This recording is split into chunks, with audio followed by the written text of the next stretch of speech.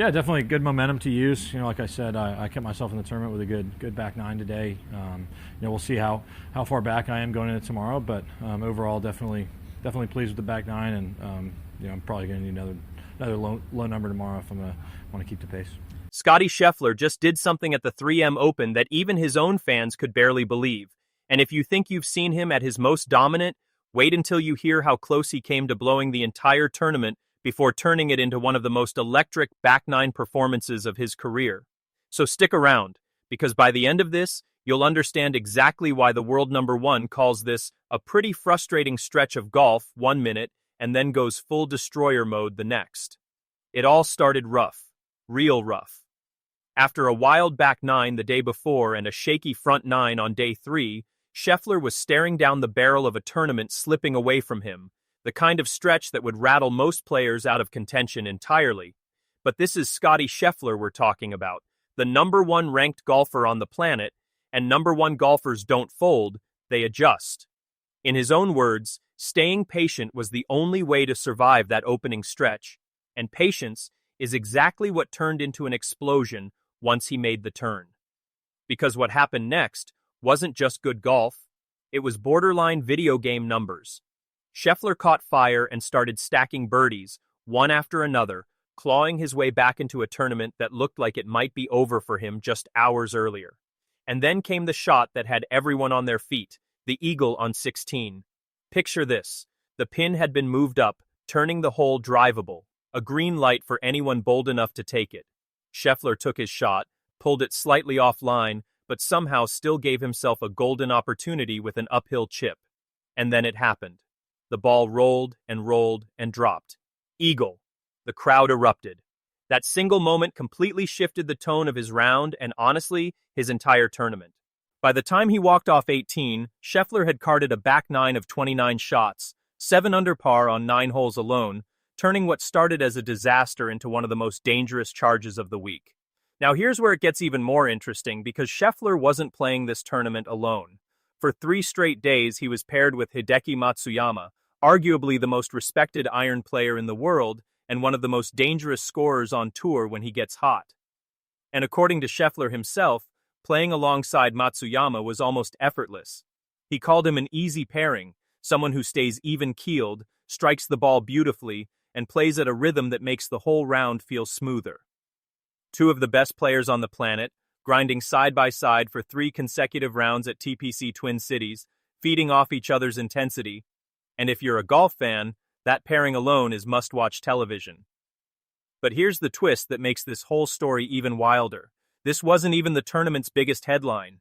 One day earlier, the field witnessed history when Michael Kim shot a jaw-dropping 59, becoming just the 15th player in PGA Tour history to break 60 in competition, an almost mythical number in professional golf that most players will never sniff in their entire careers. So when reporters asked Scheffler about it, about what it's like following a round like that, about what goes through a competitor's mind when someone just rewrote the record books right in front of them, his answer was refreshingly honest. He admitted it can be a little intimidating to play the next day after witnessing something historic, but instead of letting it rattle him, he chose to treat it as fuel, as proof that when things are clicking, anything is possible on this golf course.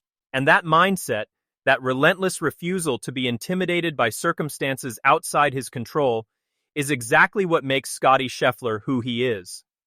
When asked if a specific number was in his head, some target score he felt he had to hit to stay in contention, his answer revealed everything about his mental approach to the game. He said he doesn't chase numbers, he doesn't force birdies, he simply tries to execute the right shot in front of him over and over and lets the scorecard take care of itself. That single philosophy is probably the most underrated reason he's been sitting at world number one for as long as he has. Because while other players are scoreboard watching, calculating, panicking under pressure, Scheffler is locked into one shot at a time, treating every single swing like it's the only one that matters. And that's a mindset every single one of us can actually learn from, whether you play golf or not. Staying process-focused instead of outcome-obsessed is one of the most powerful tools for handling pressure in literally any area of life. Now here's something that might surprise you. This tournament actually marked Scheffler's very first time ever playing this particular golf course. Despite being the most dominant player in the world right now, Fresh off a top finish at a major championship just the week before, he chose to fly straight into this event instead of taking time off before the FedEx Cup playoffs begin, a decision that speaks volumes about his competitive hunger. He's not resting on his ranking, he's not coasting through the season, he's showing up, grinding, and treating every tournament like it matters, even ones he's never played before. And when you connect all these dots together, the rocky start, the eagle on 16, the fireback 9, the respect for a 59 he didn't even shoot himself, the philosophy of staying process over outcome, you start to see the real story here. This isn't just a highlight reel moment. This is a masterclass in resilience under pressure, a real-time look into how the best player in the world handles adversity when the round isn't going his way. Because let's be honest, most players, even at the highest level, would have let a rough start snowball into a lost tournament. Scheffler didn't.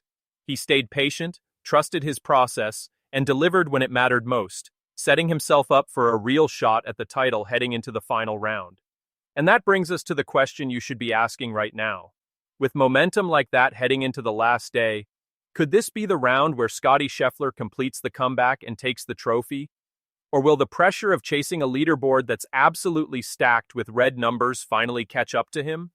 That's the tension hanging over the final round, and it's exactly why this story is nowhere close to finished.